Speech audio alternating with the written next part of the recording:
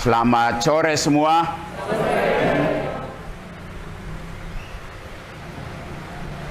Materi ini 100% diambil dari sini, buku ini, maka harap semua mempunyai buku ini. Karena buku ini menjadi pegangan, panduan saat kita masuk ke kombas-kombas atau kelompok kategorial.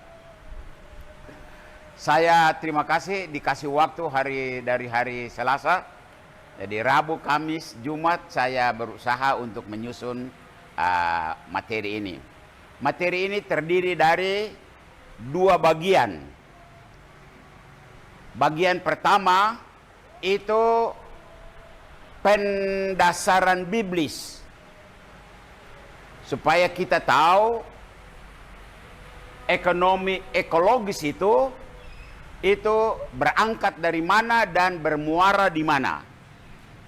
Sedangkan bagian ketiga atau bagian kedua itu terdiri dari ini. Saya mengikuti materi ini supaya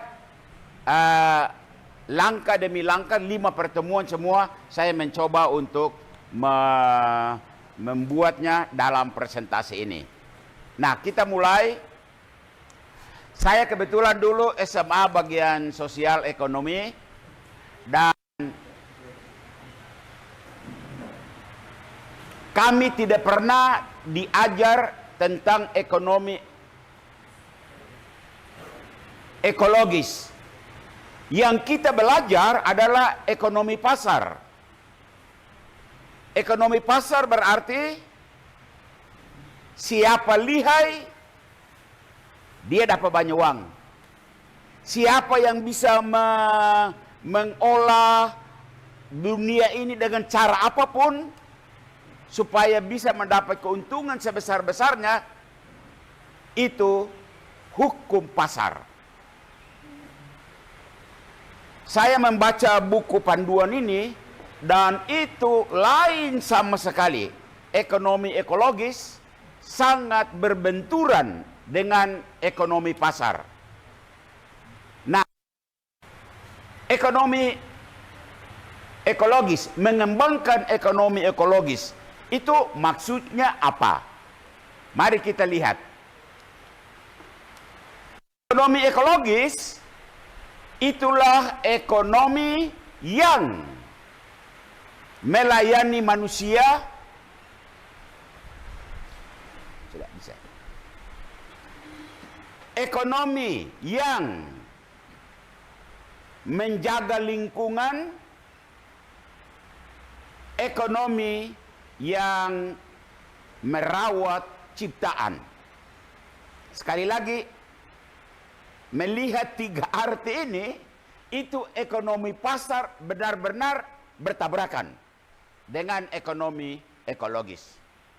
Mari kita melihat bagaimana melayani manusia, merawat ciptaan, dan menjaga lingkungan. Pertama-tama, dasar pemikiran ini adalah Allah mengasihi seluruh ciptaan. Jadi mengasihi manusia, mengasihi hewan, mengasihi tumbuh-tumbuhan, mengasihi alam ciptaan. Itu dasar, kita berangkat dari sana. Ya. Manusia dan alam semesta. Ekonomi ekologis, saya ingin mengajak kita untuk masuk di dalam perspektif teologi biblis. Supaya kita sebentar berhadapan dengan isi dari penyajian ekonomi ekologis itu, kita tahu mengapa. Dan ini dasar biblisnya. Mari kita masuk kisah penciptaan. Kita mulai. Pada awal mula Allah menjadikan langit dan bumi. Allah menjadikan langit dan bumi. Dan Allah berfirman, jadilah terang, lalu terang itu terjadi. Ini dalam kitab Kejadian 1:3.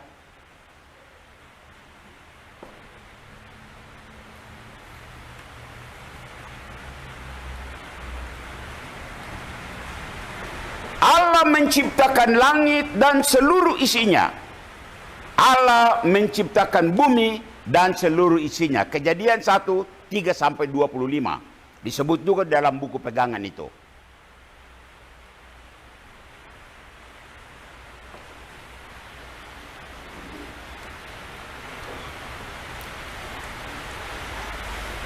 Allah menciptakan dia menurut gambar dan rupa Tuhan. Laki-laki dan perempuan jadi satu.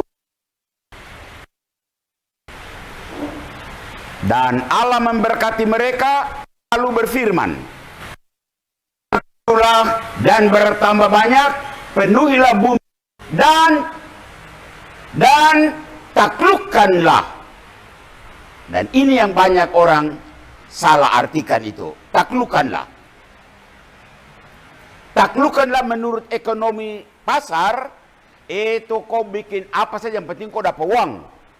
Sedangkan ekonomi ekologis, taklukkanlah, ingat, Allah mencintai manusia, Allah mencintai alam, Allah mencintai hewan, binatang.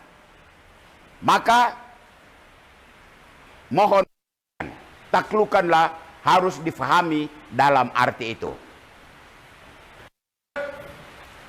Selanjutnya Allah menciptakan Taman Eden. Kejadian 2:8. Ya, Eden mungkin tidak seperti ini, tapi kira-kira lah supaya ilustrasi toh. Yang belum pernah ke Eden, ini sudah Eden.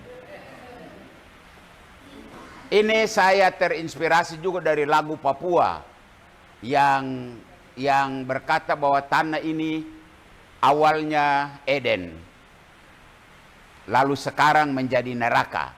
Ini sebenarnya ekonomi ekologis itu.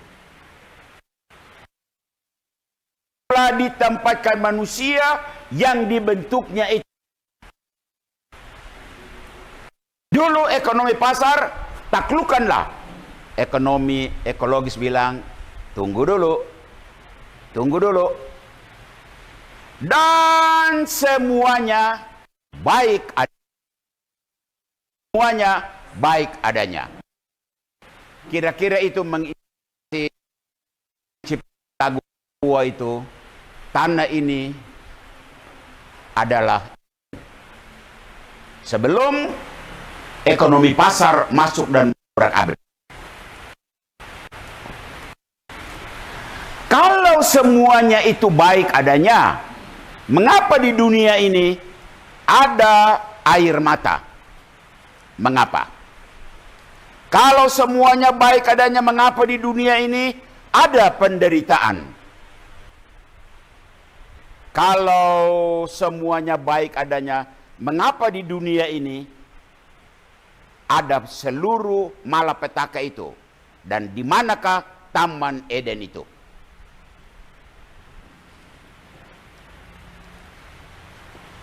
Ada penyebab awal. Dan kita semua tahu penyebab awal. Apa kiranya penyebab awal menetesnya air mata dan penderitaan itu? Penyebab awal adalah dosa. Pertanyaan, mengapa sampai ada dosa? Karena ada penggoda. Ular personifikasi setan, dia adalah penggoda itu. Dialah yang menggoda manusia. Minta maaf ibu-ibu perempuan, bukan mau memojokkan perempuan, tapi memang kejadiannya, kitab Kejadian diceritakan begitu. Jadi manusia laki-laki perempuan sama, ya. Saya tidak mau makan apa lagi. Ya. Penggoda tahu titik lemah manusia. Apa titik paling lemah dari manusia? Itulah ego yang rakus. Ya. Ular berkata, kalau kamu makan buah itu, kamu tidak akan mati. Ini godaan paling besar. Kamu akan seperti Tuhan Allah, tahu tentang yang baik dan yang jahat. Bandingkan Kejadian 3, 1-5. Penggoda persis menyentuh bagian yang paling lemah dan sensitif dari manusia. Itulah egonya. Ego itu berkaitan dekat dengan soal rasa. Rasa enak tidak akan mati toh. Itu godaan besar. Rasa hebat sama dengan Tuhan Allah. Begitu kata sang penggoda. Godaan dahsyat sekali. Memang dosa itu enak. Karena enak, dosa itu menarik. Dosa pertama adalah manusia mau rasakan enak yang terlarang.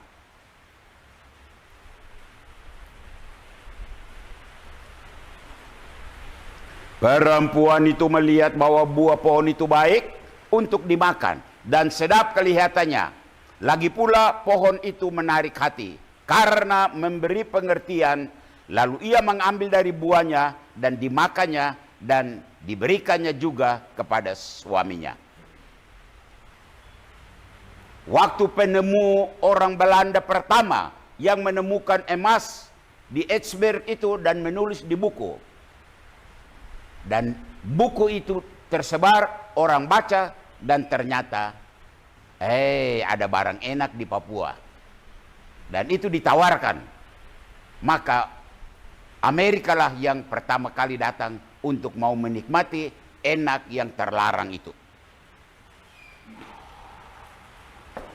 Mari kita lihat sedikit kronologi terjadinya sebuah dosa. Dan ini berlaku untuk semuanya, ya. Sebuah eksegese sederhana sebagai pegangan bagi umat awam. Kalau para pastor yang belajar teologi, filsafat teologi, pasti ini soal biasa. Tapi orang awam, mari kita lihat sedikit eksegesenya. Ilmu tafsir berkaitan dengan terjadinya dosa. Kita mulai. Dosa berawal dari mata. Mata yang melihat, mata yang memandang. Perempuan itu melihat bahwa buah pohon itu baik untuk dimakan dan sedap kelihatannya. Kejadian 3:16, 3:6. Itu aktivitas mata. Memandang, melihat. Mengobservasi.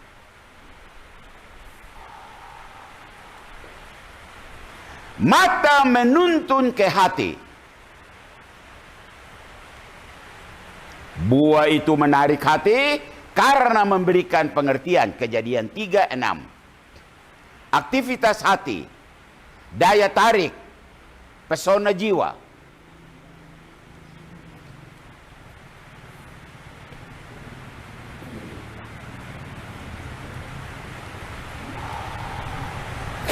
Hati mengarahkan ke otak. Perempuan itu melihat bahwa buah pohon itu baik untuk dimakan. Aktivitas budi, pengertian dan pemahaman, penelitian dan pertimbangan-pertimbangan. Otak. Otak beri perintah untuk bertindak. Lalu ia mengambil dari buahnya dan dimakannya. Kejadian 3:7. Tangan yang bergerak petik buah, hasil kerja otak, aksi komando nalar.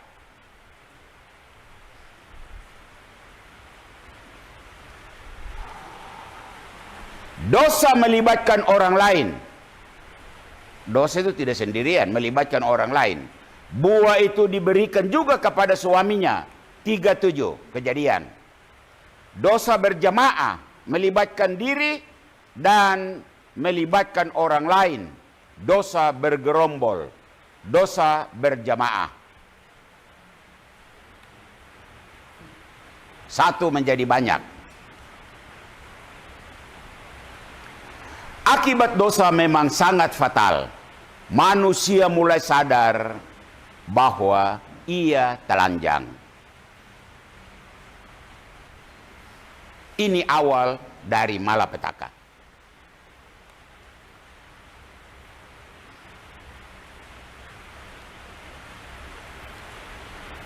Kita berdiri. Sudilah ya Tuhan, 1, 2, 3. Sudilah ya Tuhan, ampuni kami. Lihatlah kami bertobat. Ya Yesus Raja, penebus dunia, kepada Engkau kami menengadam. Dengar kiranya keluh kesah kami. Sudilah ya Tuhan, ampuni kami. Lihatlah kami bertobat. Juru selamat, batu sendi kekal, jalan ke surga, benda kemuram. Sucikan kami dari noda dosa. Sudilah ya Tuhan, ampuni kami. Lihatlah kami bertobat. Kami memohon Allah Maha Rahim, sudi tiliklah susah jiwa kami, dan hantarlah segala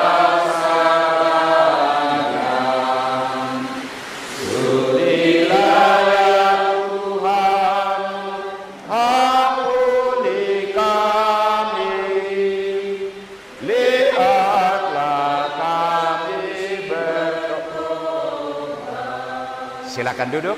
Kita masuk bagian kedua.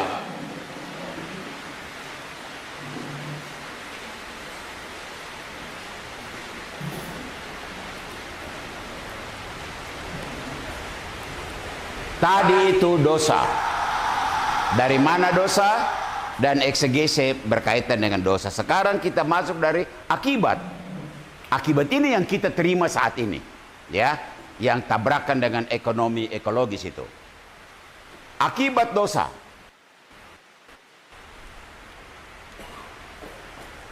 Diusir dari Taman Eden. Kejadian 3, 23 sampai 24. Lalu Tuhan mengusir dari Taman Eden supaya ia usahakan tanah dari mana ia diambil. Kesenangan Taman Eden hilang akibat dosa, dan sekarang akibatnya itu ia menghalau manusia itu dari manusia itu, dan ditempatkannya beberapa kerub dengan pedang yang bernyala-nyala untuk menjaga jala ke pohon kehidupan itu. Itu di kitab Kejadian, ya. Diusir. Bagaimana rasanya orang diusir? Pengalaman diusir dari rumah sendiri, diusir oleh orang tua kandung. Bayangkan, gambar Allah. Manusia itu kan gambar Allah. Gambar Allah itu ternyata jadi hancur. Gambar Allah diusir dari hadapan Allah. Gambar Allah itu dan pengusiran itu sangat menakutkan, tetapi lebih menyedihkan. Karena sayang, ada Firdaus, mereka bikin rusak dan menikmati seperti ini. Pengusiran hukuman fisik, tubuh fisik tidak berada di tempat yang nyaman lagi,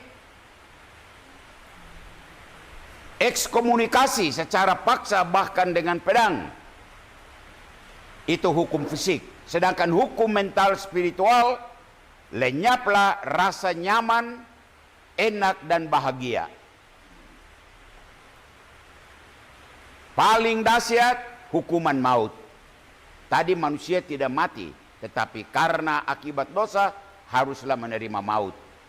Manusia mulai alami kematian, kehilangan rahmat pengudusan, face to face dengan Allah hancur. Bahagia surgawi hilang. Terima upah dosa maut, kehilangan rahmat pengudus, maka tidak dapat mati itu hilang. Pengetahuan yang lengkap hilang, bebas derita hilang, kesempurnaan hilang, hilang kesempatan untuk tinggal bersama Allah face to face. Muncul kesadaran bahwa manusia telanjang.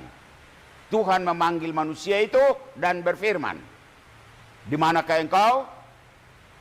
Ia menjawab, "Ketika aku mendengar bahwa engkau berada di dalam taman itu, aku menjadi takut karena aku telanjang."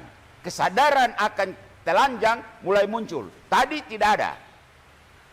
Kondisi telanjang itu tidak bebas bergerak. Gerak-gerik terbatas atau dibatasi. Telanjang Langkah terbatas atau dibatasi. Mengapa?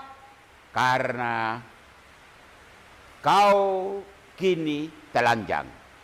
Bebas hambatan untuk disoroti. Kondisi telanjang, rasa malu dan takut. Malu hal pribadi yang kurang dalam diri akan dilihat oleh orang lain. Takut tidak aman. Kelemahan dilihat orang lain, lalu pertahanan diri goyah.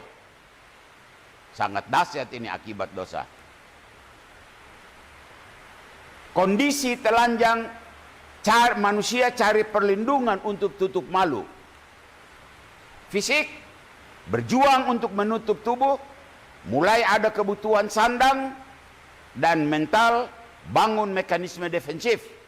Berusaha bela diri dengan rupa-rupa sarana protektif. Kondisi telanjang karena tertutup, rasa ingin tahu lebih tentang apa yang ada di balik tertutup itu. Coba, kalau di iklan itu ada gambar yang vulgar, lalu mereka tutup pakai plester atau pakai kertas atau dikasih coret-coret, itu orang ingin cari tahu itu apa di balik itu, kah? Sampai mereka tutup ini, ya. Apa yang ada di balik yang tertutup itu diusahakan untuk bisa dilihat. Misalnya gambar atau foto dada wanita ditutup dengan tempelan koran. Orang akan cari tahu kenapa ditutup, ada apa itu. Hal yang sebetulnya tidak usah dipertanyakan. Saling persalahkan, dan ini terjadi. Masyarakat persalahkan Freeport persalahkan orang Dulang persalahkan, dan begitu berturut-turut. Ya, Tuhan, apakah engkau makan dari buah pohon yang terkularang itu? Dan manusia bilang, perempuan yang kau tempatkan di sisiku, dialah yang memberikan kepadaku. Lalu Tuhan, perempuan, apa yang telah kau perbuat? Dan perempuan tidak mau kalah. Ular itu yang memperdayakan aku untuk makan buah. Saling cari-cari kesalahan, melempar kesalahan pada orang lain. Nah, ular kan tidak bisa bicara, maka dia tidak bisa membebaskan diri. Lalu Tuhan berkata, terkutuklah engkau di antara segala binatang, dengan perutmu engkau akan menjalar, dan seterusnya. Baca Kejadian 3:11-14. Derita bagi perempuan. Menurut kitab suci, Tuhan berfirman, susah payahmu waktu mengandung akan kubuat sangat banyak. Dengan kesakitan engkau akan melahirkan anakmu. Dan ini semua kita mengalaminya, ya. Mama-mama kita, saudara-saudara perempuan kita, dan kita semua datang dari sana. Derita bagi perempuan, derita bagi laki-laki. Firman-Nya kepada laki-laki itu, karena engkau mendengar perkataan istrimu, maka dengan susah payah engkau akan mencari rezekimu dari tanah seumur hidupmu.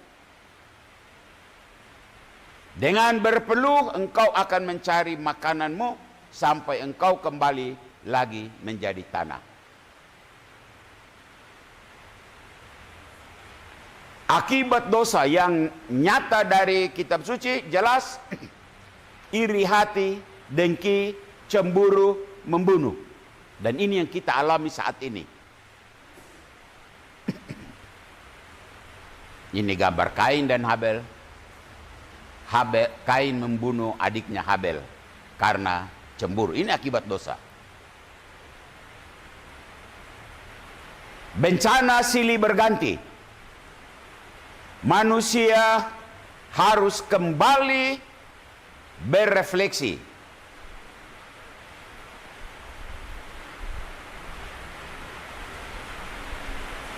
Dari manakah semua penderitaan itu? Dan itulah bahan untuk kita renungkan.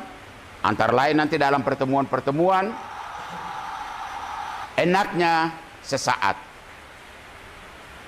tetapi deritanya berkepanjangan.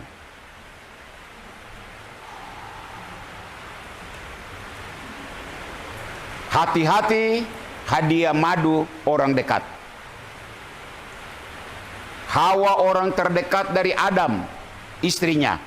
Sekuntun bunga putih mulus ditawarkan Hawa kepada Adam, ternyata itulah bunga bangkai awal kematian. Silakan berdiri. Ini terakhir dari bagian ini. Mohon ampun kami orang berdosa, kasihanilah kami ya Allah, karena kami sudah bersalah. Tak hendak mendengar kata-Mu, tak sudi membalas cinta-Mu. Mohon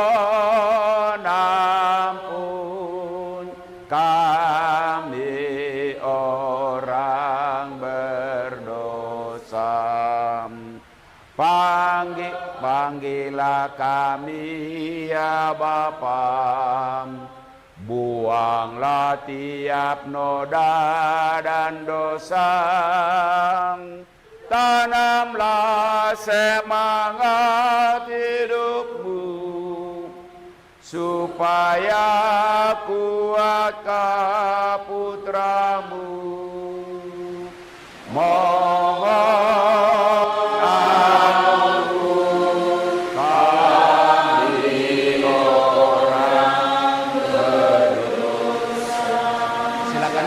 masuk ke bagian terakhir.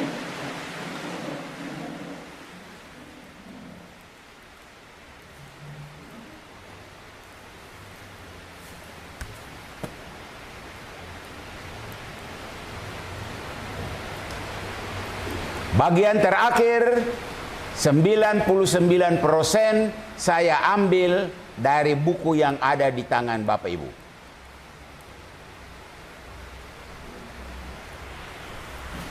Ya.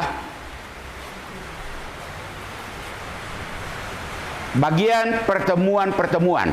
Kalau yang bagian awal itu saya sudah bikin dalam bahasa lain, bentuk lain yang tadi presentasi materi 1 dan 2 itu. Sekarang kita masuk ke langkah-langkah. Ya. Pertemuan-pertemuan. Pertemuan pertama bacaan kitab sucinya Kejadian 2, 4b sampai 17. Dan tema yang diusung dalam pertemuan pertama adalah kehidupan manusia sebagai alasan pembangunan ekonomi. Judul ini mengisyaratkan kita bahwa pembangunan apapun yang kamu jalani dalam konteks pembangunan dalam ekonomi ekologis, ingat manusia adalah pokok. Jangan sampai manusia jadi korban. Ya.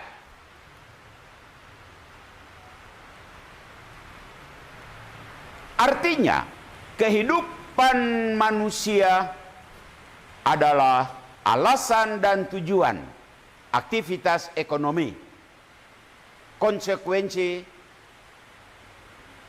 manusia dan alam tidak boleh jadi korban. Ya. Gagasan, saya masuk di gagasan pokok. Hanya manusia diciptakan dengan akal budi. Anjing tidak, tikus tidak, sapi, babi tidak. Hanya manusia yang dikasih akal budi. Maksudnya supaya dengan akal budi itu manusia menikmati ciptaan. Faktanya manusia berlomba-lomba ciptakan semua yang dibutuhkan untuk hidup. Apa dampak dari karya yang dihasilkan manusia dengan akal budi itu? Ada yang positif, ada yang negatif. Mari kita telusuri terus sisi negatifnya. Karena rakus, manusia ingin menguasai bumi. Seperti tadi, karena rakus, Adam dan Hawa mau makan buah terlarang itu supaya mereka punya pengetahuan dan mereka sama dengan Tuhan Allah. Itu rakus namanya. Saya ambil contoh tambang. Mereka cari sumber-sumber dengan akal budi, sumber yang menghasilkan uang besar. Mereka mengeruk alam, emas, minyak, gas, bumi, batu bara, dan seterusnya. Hutan lindung, itu juga rusak. Mereka ubah lahan pertanian, jadi perumahan warga, jadi pabrik. Intinya, alam jadi objek laba. Ini orang yang punya akal tadi itu. Karena tidak, dasarnya bukan ekonomi ekologis, tapi ekonomi pasar. Kalau kamu pernah ke Tembagapura dan sampai di Esber, kamu lihat itu lubang nenek moyang besar hilang sampai ke dalam sana.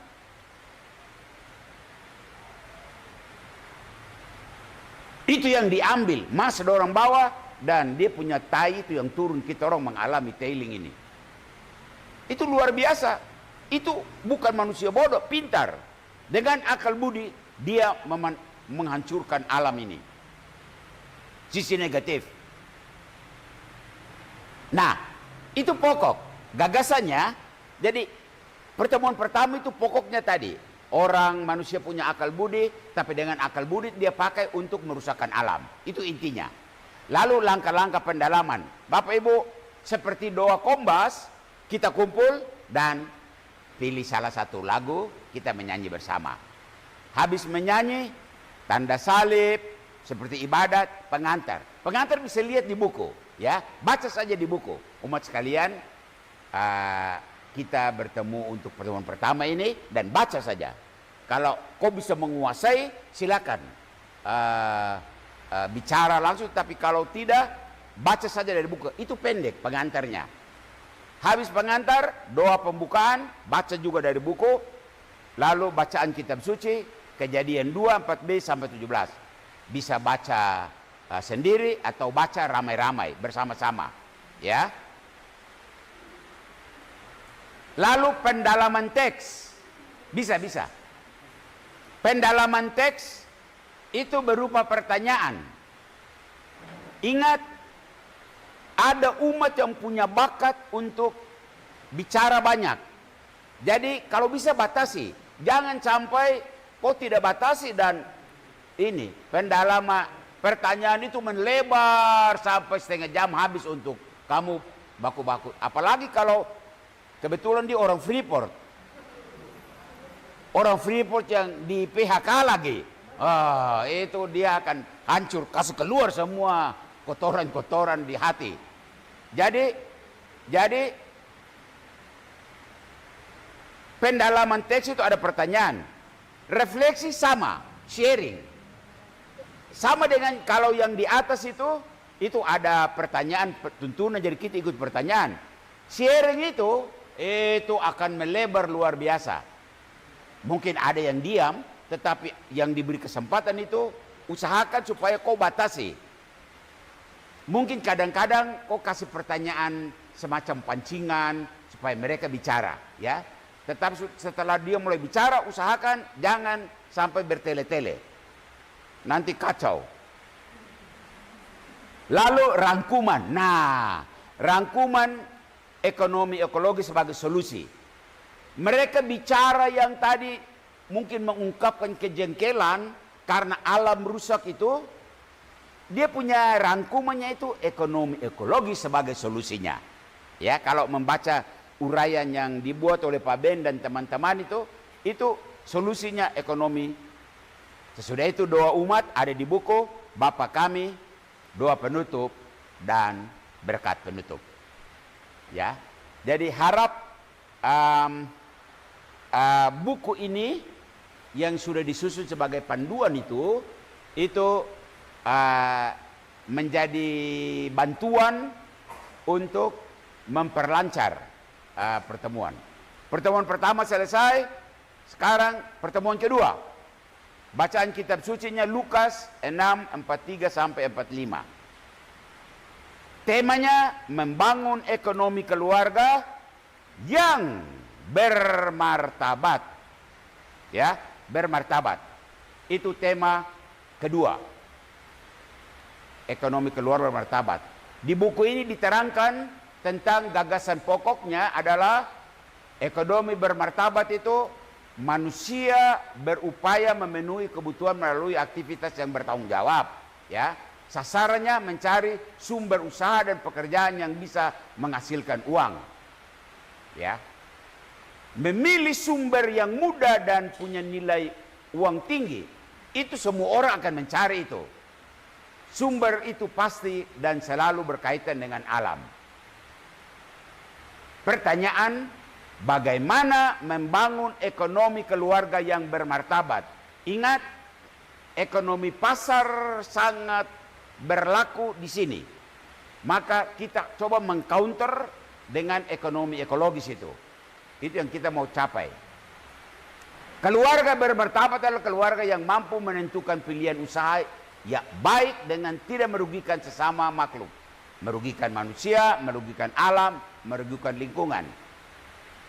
Dasar tindakan adalah kasih. Ingat presentasi awal sebagai bahan referensi tadi. Kasih lalu tidak merugikan orang lain. Adalah tidak bermartabat bila karena tuntutan ekonomi manusia lupa tanggung jawab terhadap sesama dan alam. Ini gagasan pokok pertemuan yang kedua.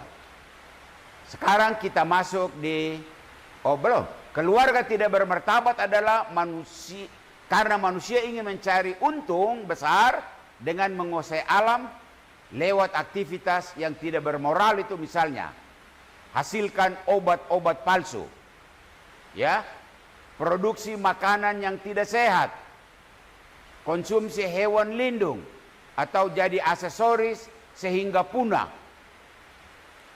Kemarin saya lihat video bupati menari dan dia pakai topi bulu kuskus, itu binatang lindung. Baru dia pakai topi itu dan dia kasih tunjuk sama orang, lihat nih, lihat saya sudah bunuh kuskus ini. Jelek sekali. Keluarga Kristiani dipanggil untuk pakai akal budi dengan menghormati sesama dan alam ciptaan. Ini akan mengundang banyak diskusi. Ramai sekali kalau kau pintar untuk mengarahkan mereka. Ini kadang-kadang orang bisa keluar dari jalur. Usahakan tetap berada di sini. Keluarga yang tidak bermartabat itu keluarga seperti apa, ya?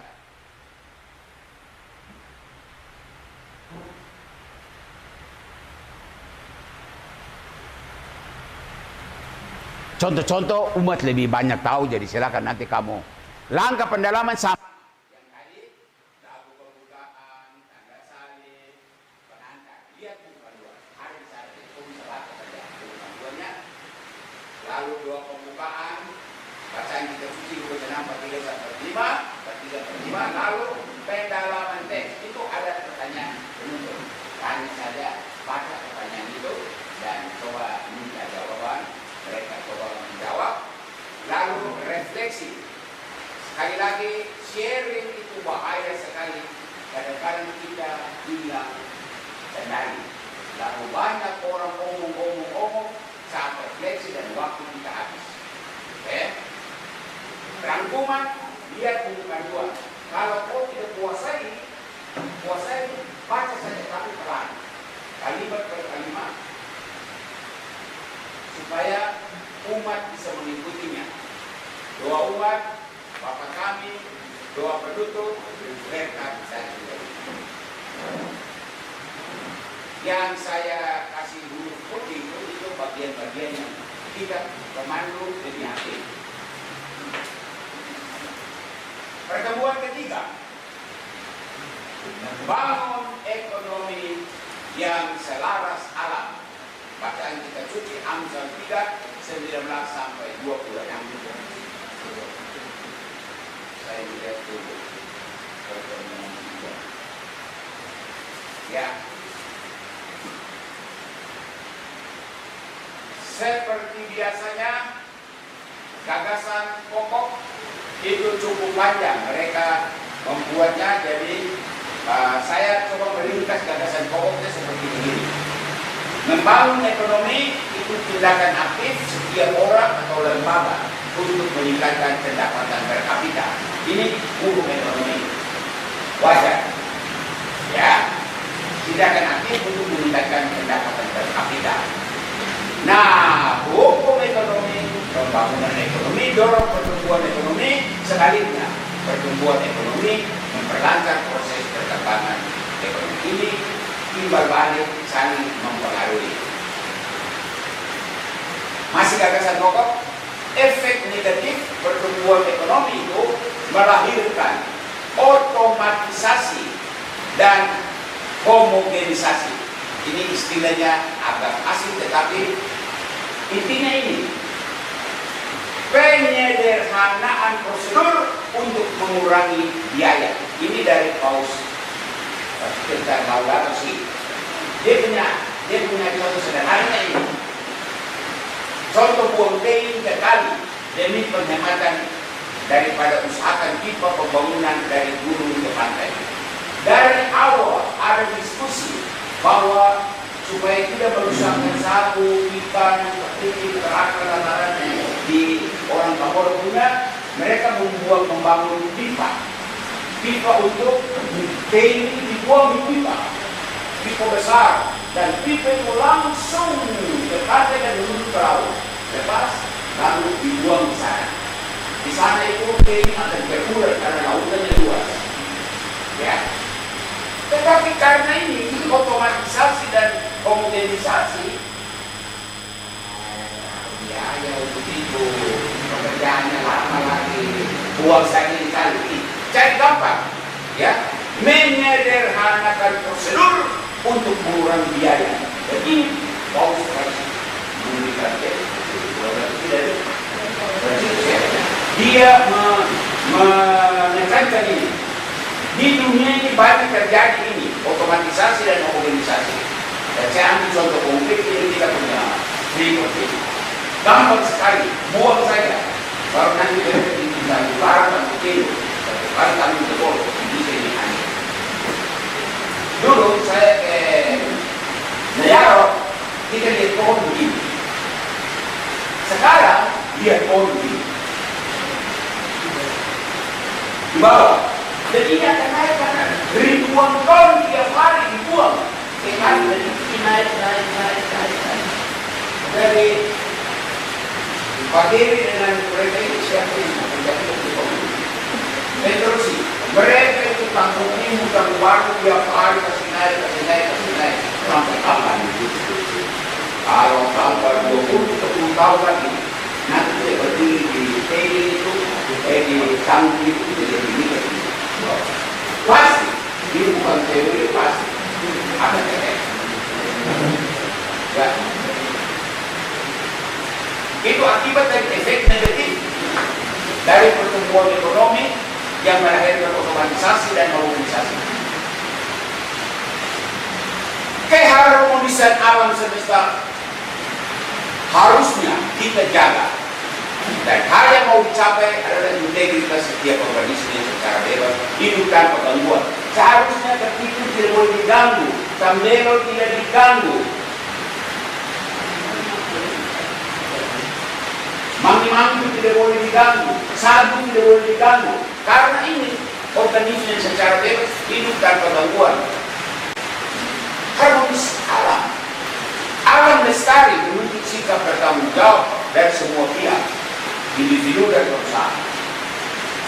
Kita betul kehilangan luar biasa. Nah, langkah dalam dari biasa pembukaan, tanda salib, pengantar, dia pembaruan sekali lagi, baca saja yang ada di situ, semacam menghubungi kepada umat bahwa nanti malam ini kita akan baca di situ.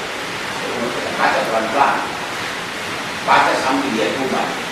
Dua pembukaan, baca suci Amsal, lalu pendalaman suci ada pertanyaan untuk lebih mendalami teks kitab suci itu, kemudian refleksi, sharing dibantu pertanyaan.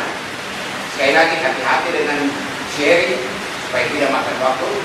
Lalu rangkuman itu kalau kau bisa pelajari supaya dengan bebas kau sampaikan, tapi kalau tidak sekali lagi juga bisa baca. Ya, dua umat, Bapak kami, dua penutup dan selesai. Itu yang ketiga. Last two, pertemuan keempat. Markus, bacaan Injil Markus 13:13, keserakahan ekonomi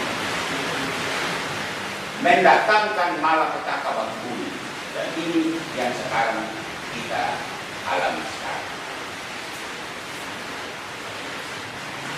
Persimpangan jalan, begitu kata buku ini.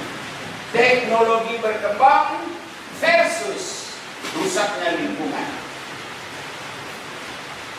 Semakin ditemukannya teknik-teknik baru untuk mengembangkan, membantu manusia mengembangkan hidupnya, dan di sisi lain karena perkembangan pengetahuan itu alam lingkungan menjadi rusak.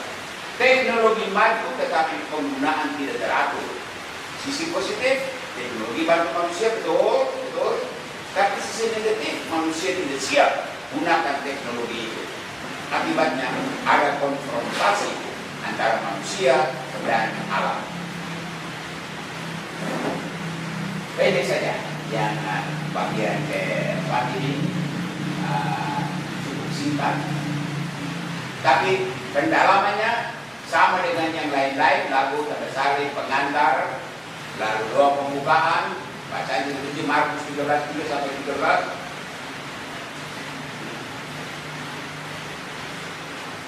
Pendalaman teks tersebut sama, ada pertanyaan penuntut supaya kamu bisa mengarahkan umat berbicara apa pertanyaan itu. Refleksi, pertanyaan penuntut. Rangkuman, lihat buku panduan. Doa umat, Bapa kami, doa penuntut dan seterusnya.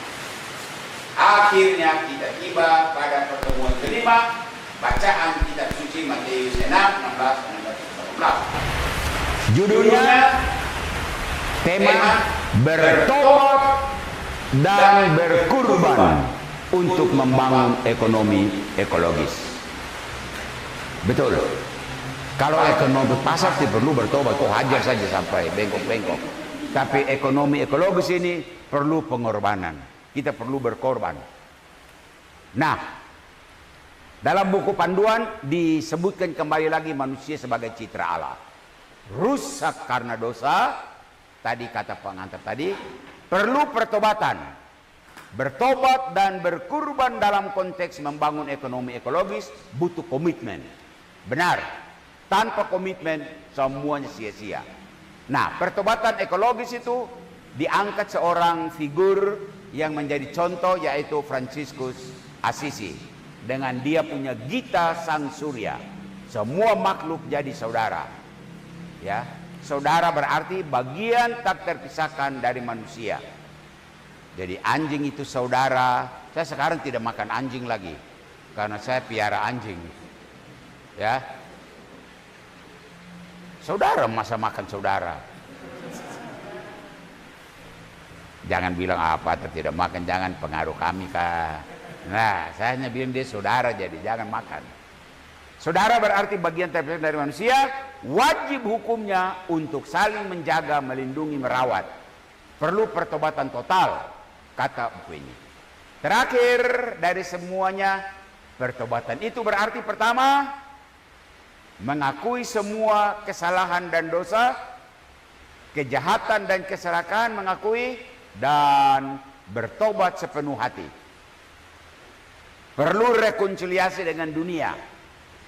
Ciptaan, akui bahwa kita telah membawa bencana kepada ciptaan Allah.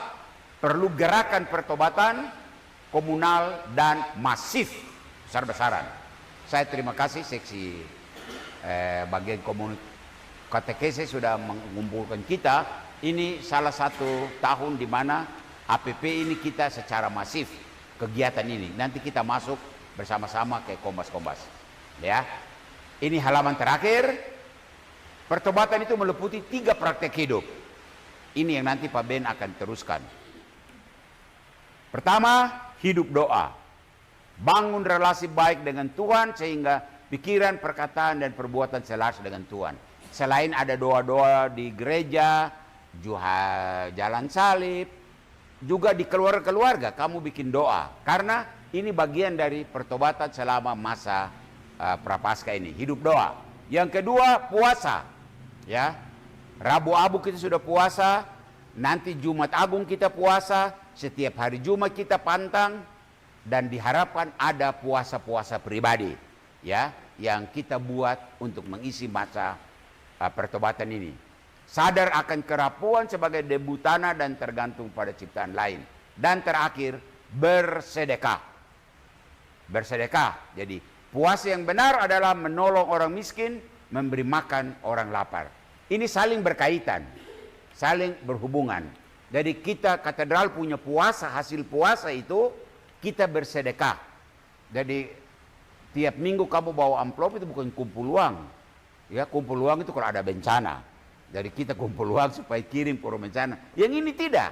Hasil pantang dan puasa di rumah kita isi di amplop lalu kita bawa. Karena itu kita bikin secara bertahap, estafet. Hari pembakaran daun palem kita ambil amplop. Besok hari Rabu, Abu, kita puasa jadi kita bawa hasilnya, bawa ke gereja. Lalu kita ambil amplop lagi, hari Jumat jalan salib kita bawa. Hari Minggu kita ambil lagi, hari Jumat depan jalan salib kita bawa. Begitu terus menerus, hasil itu adalah bersedekah. Ya, itu sedekah yang secara komunal masif, tetapi bisa bikin perkombas. Mereka mau bersedekah ke panti asuhan kah, mau bersedekah ke penjara kah, mau bikin apa itu. Pernah kita katedral ini bersedekah lewat bedah rumah. Ini luar biasa. Sejak kondisi ekonomi menurun, kita tidak buat, tapi diharapkan bahwa hal-hal macam itu kita lakukan. Itu saja. Langkah pendalaman iman sama seperti yang lain ya. Semua. Lagu, tanda salib, pengantar, buku panduan, doa pembukaan, baca kitab suci, pendalaman teks, pertanyaan, refleksi, peneguhan panduan, doa umat, Bapa kami, dan seterusnya terakhir selesai.